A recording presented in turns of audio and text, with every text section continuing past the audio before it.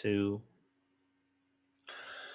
So President Biden literally fell up the steps of Air Force One, and it became a fun moment, a joke, and for some, maybe a scary moment about how old he is. But I found it an interesting thought that is President Joe Biden failing up? And you can fail up in a good way or a bad way. Which is it, and why does it matter? It's Rob Nelson Live.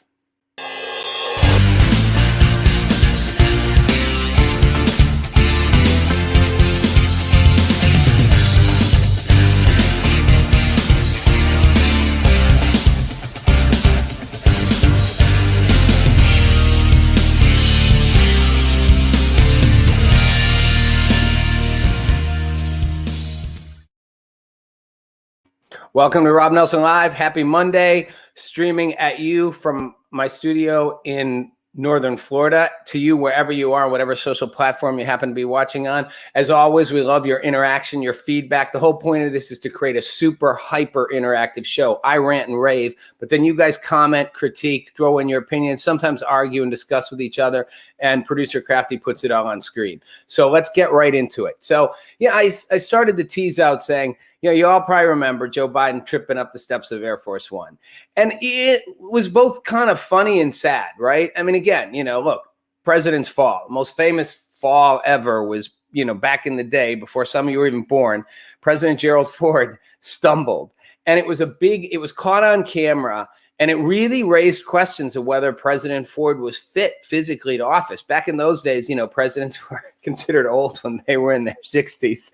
Like now, it's like you'd be a child running for office.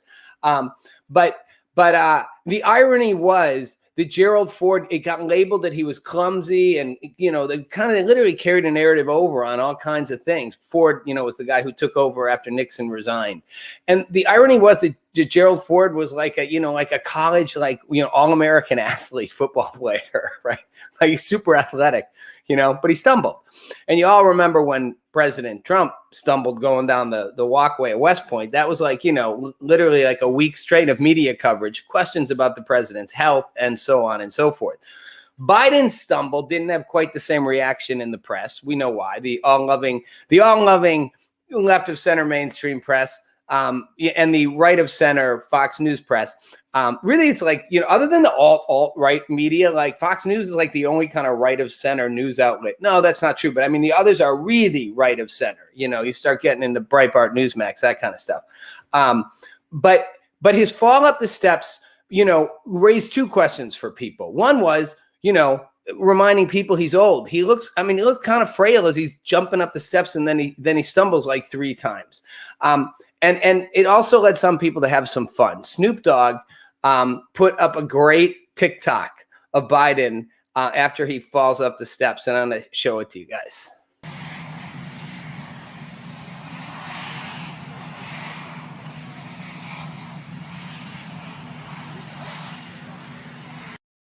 And he says, I got mom one of these going up the steps. It was a smooth ride, love you, like good shit, Joe.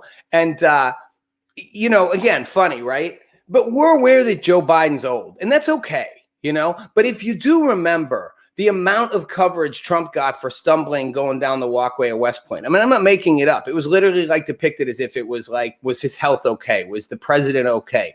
CNN breathlessly ran headlines about Trump's health might not be okay. This is evidence. He stumbled. And then, of course, Trump had to go take it 7,000 degrees farther. Basically, I never stumbled or whatever. 2 alternate versions of reality. And that's sort of where I want to start this, is that we live with 2 alternate versions of reality. We seem to see everything these days through 2 very different lenses, depending on which side you're on. And I've come to realize that neither side will see the other side. It doesn't matter how many times I say something that annoys people on the left or criticizing something on the left. You guys who are on the left will find a reason every time. You'll nitpick, cherry pick, do whatever you have to do to find the argument that supports your side. And the right does the exact same thing. People on the right think I'm on the left. People on the left think I'm on the right. I can't be both.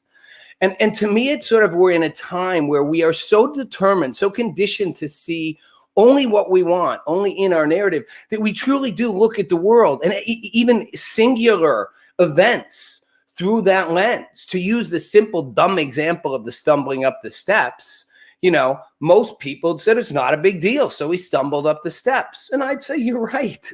It's a big deal that he's as old as he is. It's a big deal that he seems to, I mean, I watched the guy 25 years ago. Everybody gets, you know, with age, I'm forgetting things, you know, and I'm not anywhere near as old as Biden. But, you know, he does seem to be stumbling more, gaffing more with his words. He looks more frail, and he's just getting started. I mean, I remember Clinton when he started. You know, I knew Clinton when he first, you know, in the early part of his presidency, and the end of his presidency, like his hair went all white. So did Obama's. So there is a legit question about Biden's age and all that. But stumbling up the steps in the wind on Air Force One, you know what? So what? But a lot of the media just played it as so what. But when Trump stumbled walking down the rampway in the wind at West Point, it truly was like, is there a national health crisis? Is the president's health and well-being okay? I get it. The press never liked Trump, and Trump hated them. You know, Monkey Arms, love you're making my point for me. Thank you, my friend. Yes, you know, no matter what I say that is negative Biden, you are going to come back with a comeback. I am not trying to say that Joe Biden is, in your view, or in many people's view, worse than Trump. I'm talking about how they are looked at. And yes, President Trump, former President Trump, had an ability and a weakness at the same time. In my view, it was a gift and a curse to be able to take anything and simply lie his way through it, simply invent whatever truth he wanted. Sometimes that worked to motivate people. Often it meant he was simply misrepresenting things. So yes, Biden is not Trump by any means, any stretch of the imagination. But it doesn't mean that Biden is doing everything right. And we are in such a divided time that we seem incapable of acknowledging differences when they exist, right? So in other words, to the COVID and the vaccine, right? I've said this before, right? Biden inherited a vaccine that was being distributed at 1 million doses a day, that was developed in a rapid amount of time under a previous administration. They gave no credit to that administration. They claimed they started from scratch, which even Fauci, who doesn't like Trump, said that's not really true, didn't start from scratch.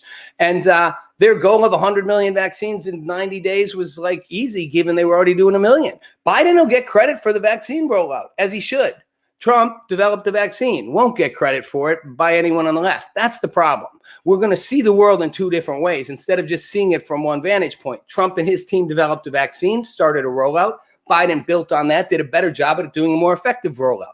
Both can take credit, but neither side will give either side credit. Trump will claim he's responsible for the rollout, and Biden and Harris have already clearly claimed we started from scratch. We didn't have anything. Sorry, we barely had a vaccine, despite the fact that 1 million people a day were already getting it. And both sides will insist that their side is right. And it's not just about that. It's about the economy. I mean, the economy was booming under Trump in the beginning. Then COVID hit and the economy went down, right? Trump gets blamed for sinking the economy. Let's be honest. COVID sank the economy. COVID would have sank the economy under Biden, would have sank the economy under Obama, would have sunk the economy under Roosevelt, Reagan. Doesn't matter who. COVID would have sunk the economy.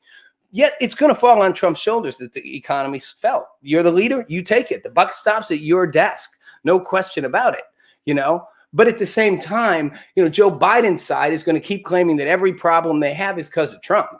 And at a certain point, as the CEO, as the leader, you know, you take over a team, you know, your team's losing. You're in last place. You suck. You bring in a new coach. You bring in a new head coach. Bring in a new GM. They can only say so long. It's because the other guy before left me a bad team. Well, we hired you to make a better one. We hired you to win. We didn't hire you to blame the other guy before you for why you're losing. Bruce Crafty Jr. Oh, that's my own producer talking. I don't have to comment on Crafty's comments because he comments as himself and sometimes as me. So, you know, and it doesn't matter what the issue is, right? It really doesn't. Race, the economy, culture, you know, even like the whole thing with even the whole thing with Cardi B and at the Grammys, you know, and WAP, you know, like the one side, the conservatives are like, this is disgusting. This is horrible. She's having sex on stage like a stripper, which she was having sex on stage like a stripper. But the left was like, go, female empowerment. Yay. And it's like, what about like maybe a little of both? Maybe it was like a little offensive to do family values time in the Grammys and not maybe the classiest thing. At the same time, you know, we're like, why can't a woman like be empowered that way too? Why can't you empower yourself by being sexually, you know, free and liberating, right?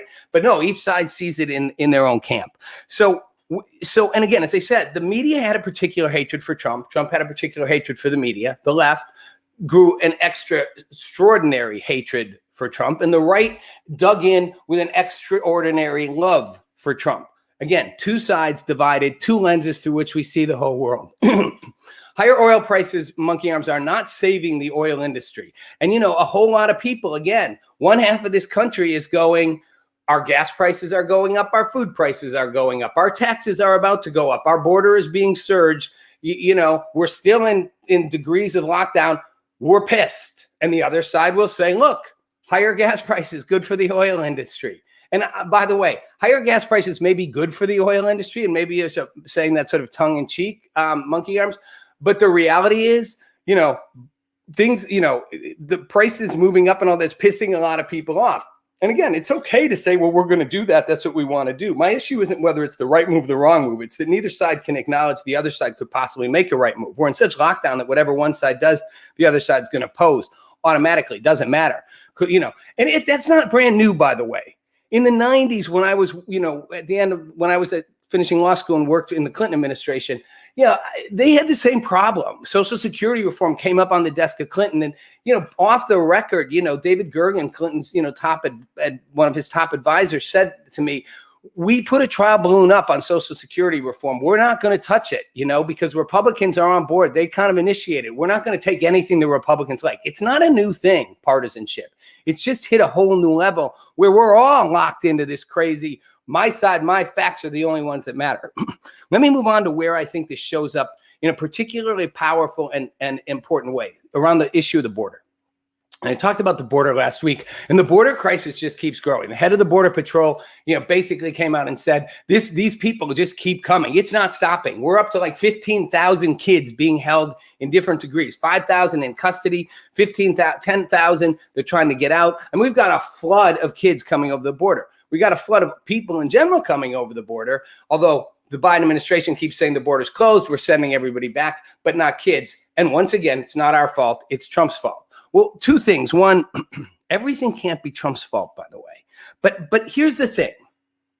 Biden did do certain things that triggered the border to be more open. Right away, he initiated executive orders. He, you know, they decided to encourage people to come in on more refugee claims. They expanded the number of people they would take on refugee claims.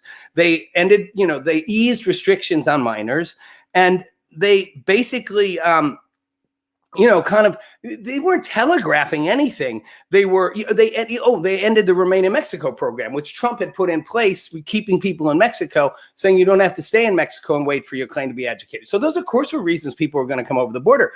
But here's one of the most interesting, because again, I do mind what's happening in the border, but I don't like that Biden won't claim that he encouraged people to do it. He's like, had nothing to do with me, had to do with Trump, which, just think about it for a second. It doesn't really make a whole lot of sense that the guy was trying to put up walls, keep them out, do everything he could to get rid of them, separate kids from their families. Not a horrible policy, by the way. Literally was practically ready to deport the Dreamers. Wasn't, but, you know, who knows? With some other reason, everybody's coming over the border. The only piece of that that's true is that people who were remaining in Mexico, you know, when Trump was gone, could finally come back in. But to say Trump caused the border surge? But here's the thing, and this is where it bugs me. This is Joe Biden during the election, in the campaign, saying this very thing. Well, he was going to say it. Crafty, can we play the video of Biden? What I would do as president is several more things, because things have changed. I would, in fact, make sure that we immediately surge to the border. All those people are seeking asylum. They deserve to be heard. That's who we are. We're a nation that says if you want to flee and you're fleeing oppression, you should come. Okay. I'm not saying he's wrong. I'm saying just own it. Own that you told people to come. Own that you said surge over the border. Own that you said, you know, if you're refugees, come. Leave aside for a minute the fact that tons of people game the system. Tons of people hear that. And it's not me saying it. I mean, you've got immigrant activists saying it, immigrant right activists saying it. You've got Democratic members of Congress from southern states, you know, like Henry Queller and so forth, saying, you telegraphed a message. You said it. They're coming because the word spread through Mexico. Hey, down to Central America. America's going to let you in. They're going to be easier on you. Go now, go now. And then you've got the people who take advantage of that, the human traffickers. Of course it caused more people to come. Just admit it. Just say, yes, more people came because of what we did, and now we're going to deal with it. We're going to do what Trump couldn't do. We're going to fix this problem. But yeah, we got a surge of people coming over the border right now, and it's because of what we said. Yes, we live by our words. That I could respect. That I could say, fair enough. But they're not doing that. And what they're doing, and what we're all doing and looking both ways, is creating a really dangerous problem for us 6 months down the road. President Biden made a commitment. He said that he was, the day after he was inaugurated, that he would promise full transparency. Crafty, can you show the quote? I'd like to read it. He said, our entire administration will always be honest and transparent with the good news and the bad. We'll level with you when we make a mistake. We'll straight up say what happened. Okay. Well, that's not what he's doing in a whole lot of things, but especially around this border thing. He's not straight up saying what happened. They're making up all kinds of excuses. They're saying it didn't have this, that, and that. They're not saying, yeah, we wanted, we encouraged it. We weren't ready for it. Their own internal, their own people were telling them this is going to be a crisis. We are going to have a surge when you come in office, and they ignored it. So admit you weren't prepared. I can deal with that, and that you still think you're right to let more people in. But pretending you didn't do it, pretending it's not your fault, but worse, the transparency. I hated that Obama wasn't very transparent. I liked that Trump was transparent, even though half of what he said might have been lies. They gave the media a ton of access, which the media loved, especially because who knew what Trump would say next? As Monkey Arm said, drawing, a hurricane map with Sharpie, changing the course of a hurricane like he's the Wizard of Oz. But the media has been denied access into what's going on in the border holding facilities. 100% denied it. And they're saying it's because of COVID, which is BS. It's not because of COVID. They let people go in before. They did ride-ins before. And one person in particular is a well-known Getty photographer, award-winning Getty photographer, who's photographed some of the most powerful images from the Trump era showing how bad things were. And this is what he had to say in a series of tweets. It's John Moore. I respectfully ask U.S. Customs and Border Protection to stop blocking media access to their border operations. I have photographed Customs and Border Patrol under Bush, Obama, and Trump, but now zero access is granted to media. These long lens images taken from the Mexican side, the images below. And then he goes on, goes on to say this. The photographs in this tweet string were taken with a telephoto lens from across the border in Mexico. Until now, U.S. photojournalists haven't needed to stand in another country to photograph what's happening in the United States. Come on, guys. I don't care what side you're on. That is the opposite of transparency. And if you want to say, well, you don't like Biden, I want to give Biden a chance. But Biden's got to Biden doesn't get a free pass from me because he's not as bad as Trump. If you think Trump was horrible, great. Biden doesn't get to be sort of horrible. Biden doesn't get to be not transparent. You promise transparency, be transparent. Be 100. Don't block people. Oh, why are you blocking people from seeing it? Well, I'll tell you exactly why they're blocking people from seeing it. It's pretty simple, and it's pretty obvious, and it's pretty apparent to just about anybody who's willing to literally not see with their blinders on and go, they're doing it because of the pandemic, even though during the pandemic they let reporters in when Trump was there. Trump let reporters in 2018 at the height of the worst thing. Yeah, true, Trail Boots. There is a larger reaction in the foreign press than here in the mainstream media. And again, I have a problem with that. I said it before, when the media doesn't hold the feet to the fire of the president, it's not a good thing for that president. It doesn't help him out. It doesn't help him, doesn't help Cuomo. It doesn't help that they do a double standard. It only backfires on them. It may seem in the short run like it's good for them. In the long run, it hurts them. But here, let me play a montage of things that people said about with Biden coming into office and about what happened at the border. We've seen so far caged kids in overcrowded cells. The United States is running concentration camps on our southern border. When we have children being housed in cages crying for their mommies and daddies, we know we are better than this. Kids being kept in cages. This is kids. This is a facility that was opened. It will be nothing like what we saw in the Trump administration. The number of children in custody higher than it was than its 2019 peak during the Trump administration. Okay. So why won't they let the press have access? Well, Democrat Henry Queller from Texas shared these pictures that he took himself because they couldn't deny him access when he went in to the very same facility that Trump had kids in. Now, again, I get this separating kids from parents. I'm not defending what Trump did, but they said putting kids in these holding cells was immoral, irresponsible. You heard Vice President Harris as a candidate saying, we have kids crying for their mommies. This is disgusting. This is horrible. This can't go on. They're not letting the press in because that's exactly what's happening now. Look at these are 3 screenshots that Congressman Queller, a Democrat, took when he went in to the camps, to the detention center camps, their camps last week. Now take a second with them. That is like a cage. It's a cage with walls. It's the exact same cage with walls that they put them in the Trump administration. Okay, next picture, please, Crafty.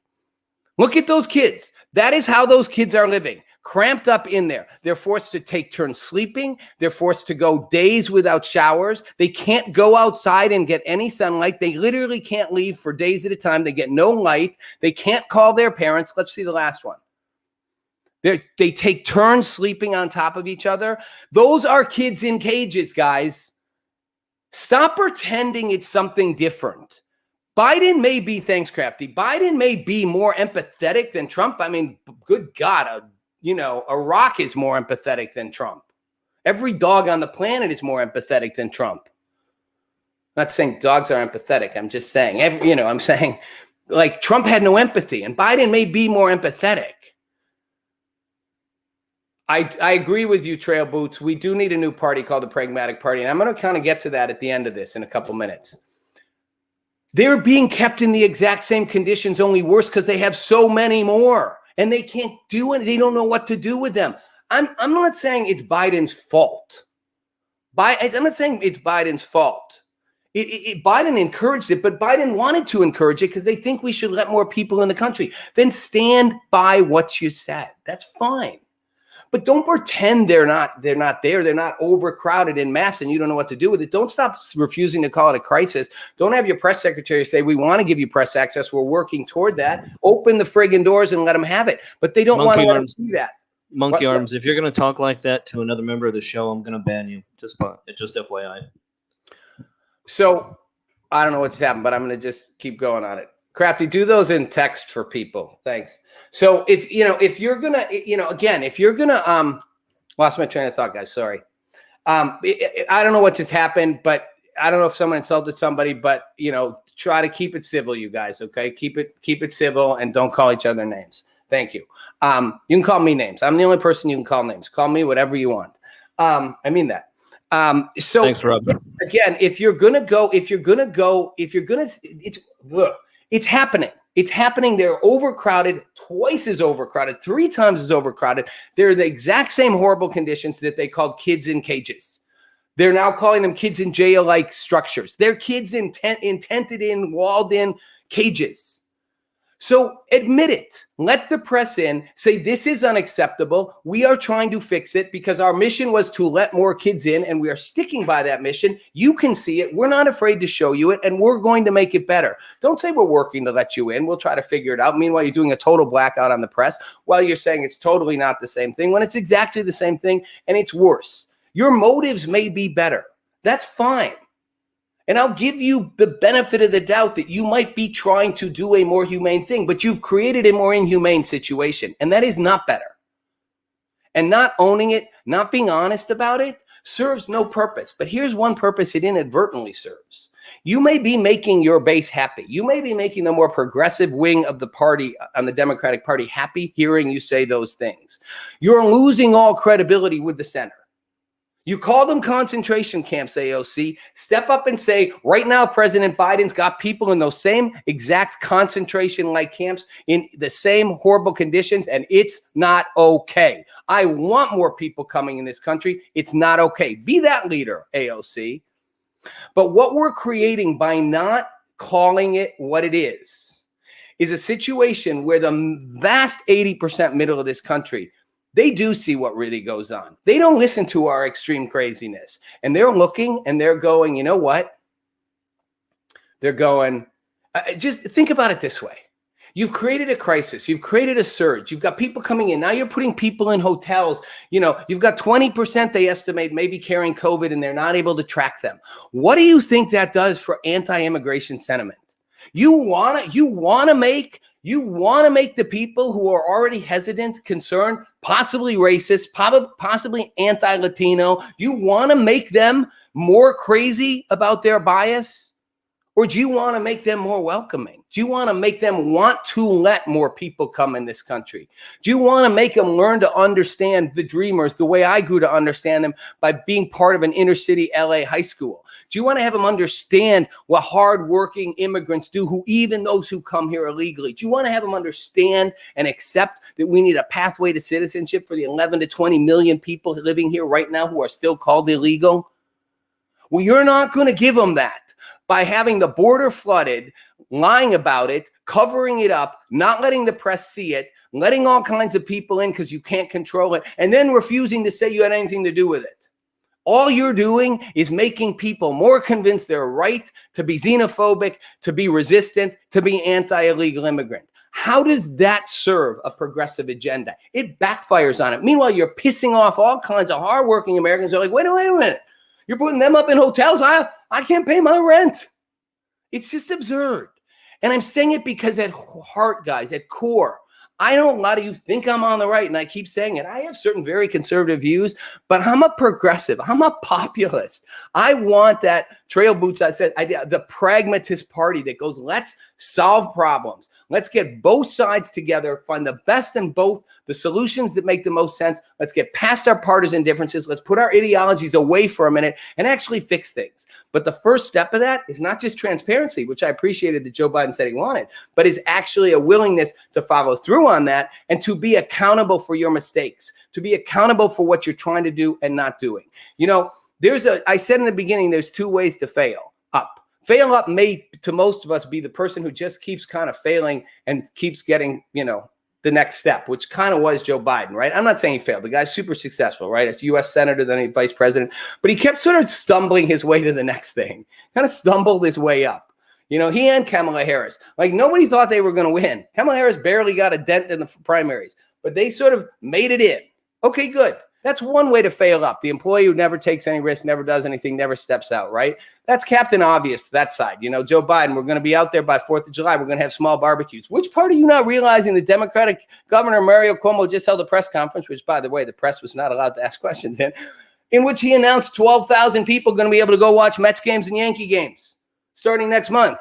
But Biden's going to stick by the 4th of July. You can have a small gathering in your backyard with close friends and family. Just admit you were wrong. Just admit you were wrong about that. We're going to be way ahead of that curve. Not being able to do that hurts us, but there is a way you fail up in a good way, which is honestly owning your failures. A lot of super successful business leaders failed a lot. I made a short list of them, but it stunned me to realize, Colonel Sanders got his recipe rejected. Plus, he failed at another company. I don't know how to say it. Soichiro Honda, who started Honda, got denied to be an engineer. They said he wasn't a good engineer. And the guy literally has one of the world's most popular car lines and the number one maker of motorcycles. And James Dyson, the vacuum guy, 5,000 times his vacuum stuff got rejected before he made it. And each one of them said, in different ways in famous quotes, you don't learn from your successes. You don't get measured by your successes. You get measured by being able to use your failures. Trust on your failures. And I'm going to end on this, but I even wrote down a couple of these quotes. Mr. Honda, Soichiro Honda, success represents 1% of work, which comes from 99% of what we call failure.